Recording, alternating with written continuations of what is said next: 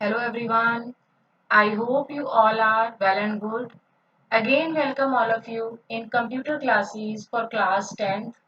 In previous video, we completed the topic what if analysis and what if analysis में हमने 3 points को read किया था scenario, goal seek and solver.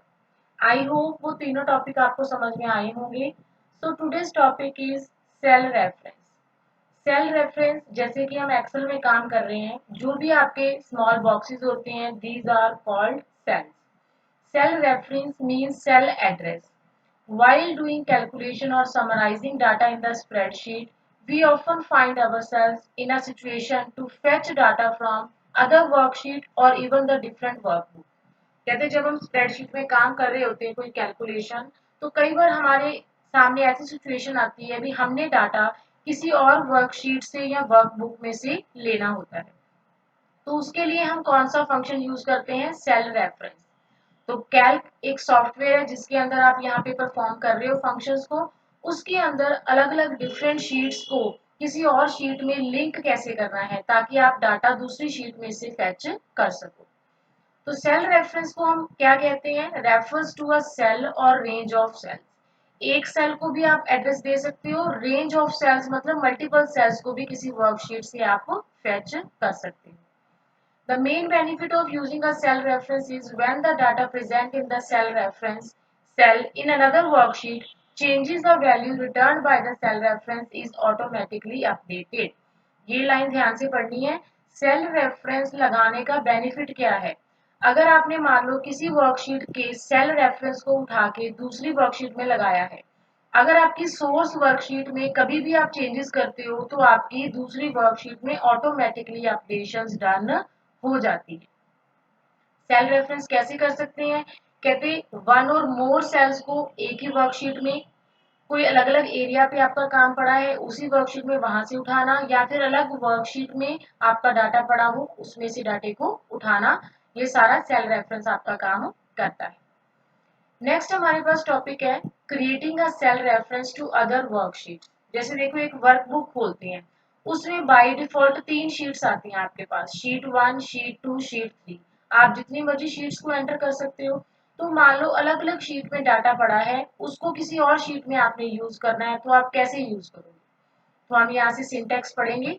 जिस sheet का data है पहले उस शीट का नेम डॉट उसमें से कौन सा सेल एड्रेस आपने उठाया है A1 A2 आप इस तरह से लिख सकते हो. एग्जांपल देखो शीट 2 डॉट A1 मतलब शीट 2 में जो A1 में डाटा लिखा गया है उस डाटे को यूज करने के लिए हम ये एड्रेस लगाते हैं. ये तो था इंडिविजुअल सेल मतलब एक ही सेल उठाना है आपने A1. अगर आपने रेंज ऑफ सेल्स उठानी है तब आप क्या करोगे.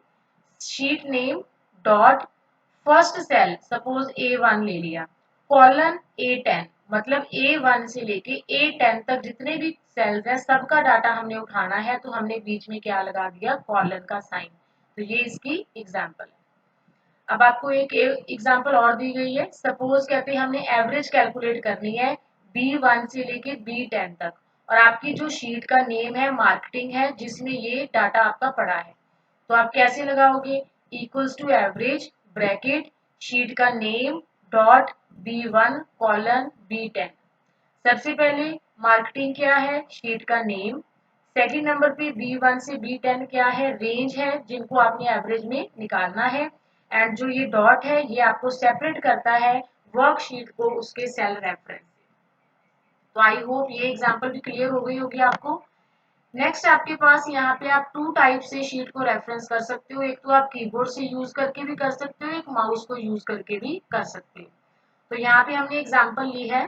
सपोज जनवरी फरवरी और मार्च 3 मंथ्स की आपकी स्टेशनरी जैसे पेन पेंसिल इरेजर उसकी सेल्स के बारे में हमने कैलकुलेट करना है. तो हम सबसे पहले 3 शीट्स बनाएंगे. जनवरी की शीट जिसमें आपने जो भी पेन पेंसिल यूज किया उसकी सेल लिख दी कितनी सेल हुई है जनवरी में. फरवरी में कितनी सेल हुई है देन मार्च में. आइटम सेम रखेंगे. और लास्ट में हमने एक नई वर्कशीट बनाई है किस नाम से क्वार्टर सेल्स मतलब जैन फेब और मार्च तीनों मंथ्स की सेल्स को आपने यहाँ पे टोटल करना है. तो हम रेफरेंस के थ्रू टोटल करेंगे. कैसे करेंगे. सबसे पहले हम कीबोर्ड को यूज करके करते हैं. तो कीबोर्ड को यूज करके सिंपल, मैं आपको प्रैक्टिकली दिखाती हूँ फिर आपको पता लगेगा। सपोज हमने एक्सेल ओपन कर लिया। एक्सेल में मैंने ऑलरेडी देखो जनवरी की शीट बना रखी है, पेन पेंसिल इरेजर उसकी सेल, फिर फरवरी, देन फिर मार्च। और क्वार्टर सेल में मैंने नेम ले लिया और टोटल सेल। अब मैंने यहाँ पे टोटल सेल करनी है तो मैं कैसे यूज करूंगी, देखो equals to SUM bracket start. अब मुझे देखो कौन सी शीट में से डाटा लेना है, जनवरी में से, तो मैं सेम वही स्पेलिंग डालूंगी जो वहां पे डाले हुए हैं। और एक्सेल है तो एक्सेल में यहाँ पे एक्सक्लेमेशन साइन लगता है किसी शीट को उठाने के लिए। अगर आप कैल्क या ओपन ऑफिस यूज कर रहे हो उसमें डॉट लगती है, तो ये डिफरेंस ध्यान में रखना है। एक्सेल में एक्सक्लेमेशन साइन लगता है और ओपन ऑफिस या कैल्क में डॉट लगता है। और कौन सा सिंबल आपने उठाना था वहां से, B2 की वैल्यू हमने उठानी, कॉमा। अब हमने क्या उठाना है, फेब्रुअरी में से, फिर हमने एक्सक्लेमेशन साइन लगाया और उसका भी हमें B2 उठाना था, कॉमा। नेक्स्ट हमने मार्च का एक्सक्लेमेशन साइन B2। तो सारी वैल्यूज हमने उठा ली, एंटर पे क्लिक किया तो देखो आपके पास वैल्यू कितनी आ गई, तीनों चीजों का सम हो गया 3290। आप अपनी बुक में यहाँ से मैच करके भी देख सकते हो, ये देखो 3292। तो कीबोर्ड में आपको सेम फॉर्मूला टाइप करना है।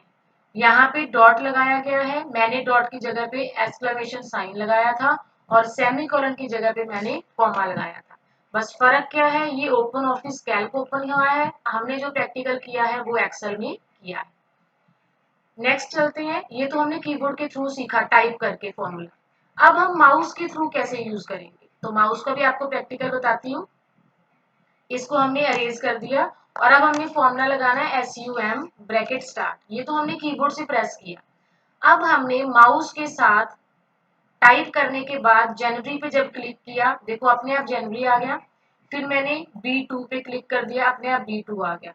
कॉमा मैंने प्रेस किया, फिर मैंने फरवरी पे गई, अपने आप फरवरी आ गया, उसके B2 में गई, कॉमा। फिर मैं मार्च के ऊपर क्लिक किया और मार्च के भी B2 पे गई और ब्रैकेट को मैंने क्लोज कर दिया, एंटर प्रेस कर दिया और आपका आंसर यहाँ पे आ गया। तो आप फॉर्मूला कीबोर्ड से टाइप भी कर सकते हो। अगर आपको नहीं पता लगता भी आपको सिंबल कौन सा लगाना है, तो आप सिंपल उस चीज पे क्लिक करते जाओ जो जो चीजें आपने ऐड करनी है। बस ये कॉमा जरूर आपको बीच में लगाना पड़ेगा जैसे जैसे आप शीट्स को यूज कर रहे हो। तो आई होप बेटा कीबोर्ड और माउस दोनों टॉपिक आपको क्लियर हो गए होंगे। नेक्स्ट आपके पास आता है यहाँ पे, जो अभी मैंने बताया ये सारा देखो यहाँ पे वैसे ही टाइप की है, बस आपको कैल्क और एक्सेल में डिफरेंस देखने को मिलेगा यहाँ पे। अब कहते हैं अगर हमें किसी दूसरी वर्कशीट या वर्कबुक में से उठाना हो डाटा तो हम कैसे उठाएंगे। ये तो हमारी वर्कबुक तो सेम थी, देखो मैं अगेन दिखाती हूँ।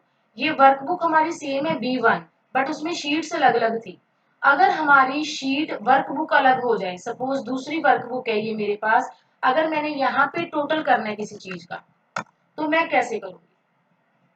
तो यहाँ पे टोटल करने के लिए सेम उन्होंने क्या कहा है, इक्वल्स टू लगा के आपको उसी जगह पे उसी शीट्स पे क्लिक करना है, आपका लिंक बन के आ जाएगा।